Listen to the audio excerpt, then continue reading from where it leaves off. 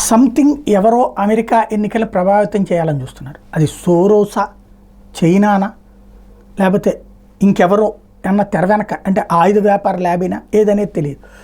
ఎందుకంటే మన పత్రికలే, మన తెలుగు పత్రికలే చూస్తే ఇన్ఫ్లుయెన్స్కి గురవుతున్నాయి. ట్రంప్ది జరిగినాయి, కమలా హ్యారిస్ది జరిగినాయి, రోజు జరుగుతూనే ఉన్నాయి కార్యక్రమాలు.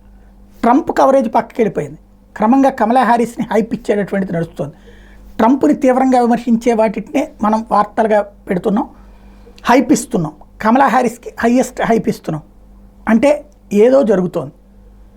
ఇది ఒకటి మన మైండ్ సెట్లో కమలా హ్యారిస్ కరెక్టు, ట్రంప్ వ్యతిరేకం అని ఈ అంతర్జాతీయ వార్తలు రాసే జర్నలిస్టుల ఆలోచన అయి ఉండాలి.